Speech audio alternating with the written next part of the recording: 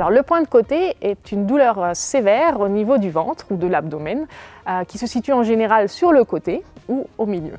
Pourquoi on a un point de côté? C'est souvent parce que les muscles sont très consommateurs de sang et d'énergie et finalement on se retrouve avec des territoires au niveau du ventre qui ne sont soit plus irrigués ou qui sont en souffrance. Cette souffrance conduit à un point de côté.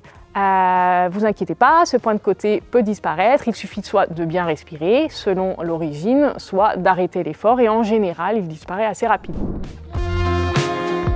La question est intéressante. En fait, c'est davantage une question d'équilibre entre ce qu'on mange et ce qu'on dépense. On dépense de l'énergie en faisant du sport, et pour cela, on dégrade notamment les nutriments, les glucides, les lipides, qui sont apportés par l'alimentation et stockés dans le corps. Le sport va permettre de puiser dans ces stocks pour fournir de l'énergie, et c'est pour cela qu'on dit que le sport fait maigrir. Mais si à côté de cela, notre apport alimentaire est trop important, on va continuer à stocker, et alors on ne maigrira pas malgré le sport. Donc tout est question de sport, mais également de nutrition.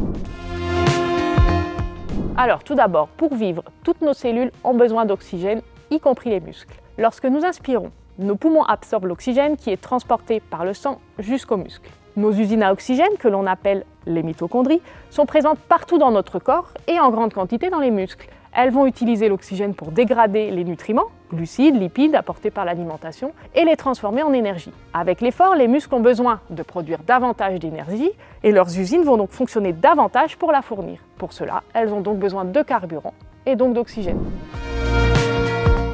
Lorsque nous faisons du sport, nos muscles ont besoin de plus d'oxygène et d'énergie. L'oxygène est transporté depuis l'air extérieur jusqu'aux muscles, par les poumons et ensuite par le sang. Le cœur est la pompe qui permet d'acheminer le sang et donc l'oxygène jusqu'aux muscles le plus éloigné du bout des pieds. Lorsque l'on veut accélérer ou courir longtemps par exemple, cela demande de l'énergie et pour y faire face, notre cœur bat plus vite, on dit que la fréquence cardiaque est alors augmentée, pour pomper plus de sang qui transporte l'oxygène et les nutriments vers nos muscles.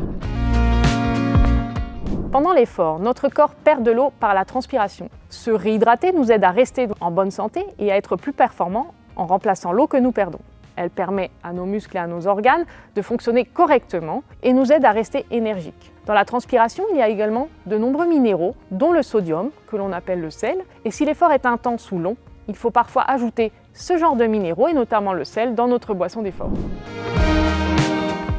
Quand on fait du sport, notre corps se réchauffe. Pour se refroidir, nos glandes sudoripares vont libérer de la sueur. La sueur est comme le climatiseur naturel de notre corps. Elle nous aide à rester au frais et empêche notre corps de devenir trop chaud. Ainsi, lorsque l'on transpire pendant l'exercice, c'est le moyen pour notre corps de nous maintenir à l'aise et en sécurité pendant que nous jouons et que nous nous déplaçons sans augmentation de la température corporelle.